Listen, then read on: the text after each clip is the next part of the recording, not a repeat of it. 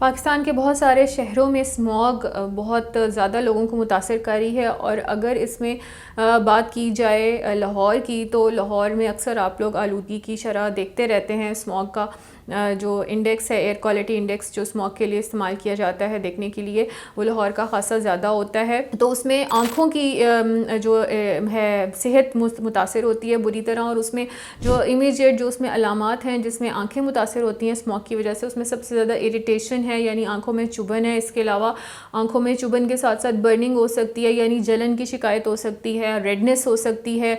बाज़ औक़ात जो है वो उसके अंदर इचिंग की शिकायत होती है, यानी ख़ारिश की शिकायत होती है। ऐसे तमाम लोग जो सुबह के टाइम बाइक पे ऑफिस जा रहे होते हैं, या बच्चों को स्कूल छोड़ने जा रहे होते हैं, या बच्चे जो स्कूल जा रहे होते हैं, यानी जिनका एयर एक्सपोजर ज़्यादा है, क्योंकि गाड़ियों के शीशे बंद होते हैं और गाड़ी में हीटर लगा हुआ होता है। लेकिन जो लोग आउटडोर ट्रैवल कर रहे होते हैं, साइकिल पे या वॉक करके जा रहे हैं, या गाड़ियों पे नहीं जा रहे हैं, बाइक पे जा रहे हैं, तो उनको ये ज़रा किसी हद तक ज़्यादा मुतासिर करती है, क्योंकि डायरेक्ट जो है वो आँखों के ऊपर असरअंदाज हो रहा होता है। दूसरे नंबर पे इसका जो असर आँखों पे वो है ड्राई आइज़, यानी आँखें जो हैं वो बिल्कुल सूख जाती हैं, ड्राई हो जाती हैं। उनमें जो है जो शिकायत मरीज़ करता है वो यही करता है कि मेरी आँखों में चुभन है। उसमें पुअर टीयर क्वालिटी होती है, यानी आँख से जो आंसू की शक्ल में आँखों से जो पानी बहता है वो भी बहुत कम होता है।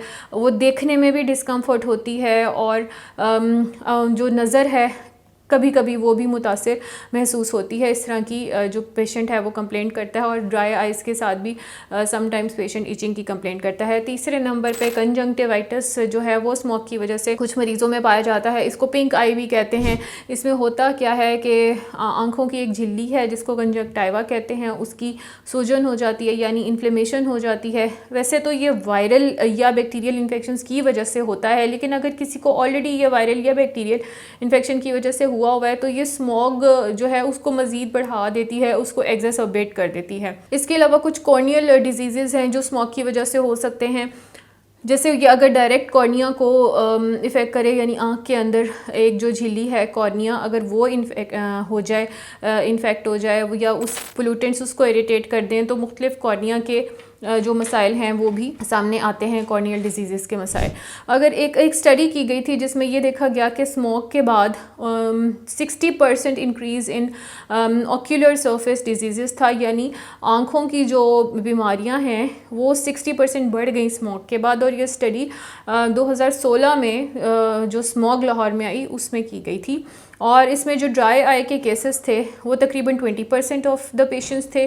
फिर जो लोग इरिटेशन इन द आइज़ की कंप्लेंट कर रहे थे वो 13% थे। और जो कॉर्नियल डिजीज़ के साथ पेशेंट आए स्मोक की वजह से वो तकरीबन 80% लोग थे। तो इन स्मोक की वजूहात में एक मेन वजह जो है वो तो व्हीकल्स की, यानी गाड़ियों की इमिशन है। दूसरे नंबर पे जो इंडस्ट्रीज़ के पोल्यूटेंट्स हैं, या जो इंडस्ट्रीज से जो एयर पोल्यूटेंट्स अराइज कर रहे हैं वो हैं। तीसरे नंबर पे कुछ एग्रीकल्चरल प्रैक्टिसेस ऐसी हैं, जैसे फसलों को जला दिया जाता था, तो अब तो उस चीज़ के ऊपर काफ़ी हद तक गवर्नमेंट ने मुख्तलिफ मेयर्स के बाद कमी कर दी है। और एक और जो है बहुत इंपॉर्टेंट फैक्टर वो वेस्ट मैनेजमेंट का जो प्रॉपर तरीका वो ना इस्तेमाल किया जाना है। सो इन कुछ वजूहात की वजह से स्मॉग पिछले कुछ सालों में बहुत ज़्यादा बढ़ गई।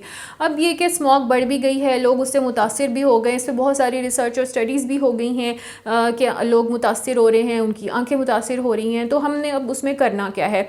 उसमें हमने सबसे पहले तो ये करना है कि अपने आप को महफूज रखने के लिए सन ग्लासेस का इस्तेमाल करना है। जी हाँ, sunglasses they are no more a fashion to wear now, अभी एक ज़रूरत बन चुके हैं। तो अगर आप बाइक पे सफ़र कर रहे हैं, पैदल वॉक कर रहे हैं, किसी बस में सफ़र कर रहे हैं, या आप आउटडोर कोई एक्टिविटी कर रहे हैं, तो कोशिश करें कि जिन दिनों में स्मॉग ज़्यादा है उन दिनों में आप सन ग्लासेस का इस्तेमाल करें। दूसरे नंबर पे अपनी आंखों को बार बार धोते रहें, जब भी आपको मौका मिले आप फेस वॉश कर लें। तीसरे नंबर पे लुब्रिकेंट्स मिलते हैं या टीयर ड्रॉप्स मिलते हैं, उनका आप इस्तेमाल कर सकते हैं किसी भी आई स्पेशलिस्ट से मशवरे के साथ। Over the counter easily available होते हैं। कोशिश करें कि बहुत लंबे अरसे तक स्मॉग में ना जाएं, बस बिल्कुल कोई ज़रूरी काम करना है तो करें और करके वापस आ जाएं। और पाँचवें नंबर पे अगर ये सारी अलामात आपको आ रही हैं और कंट्रोल नहीं हो रही तो फ़ौरन किसी डॉक्टर से रुजू करें ताकि वो इनको आपके लिए मैनेज कर सकें।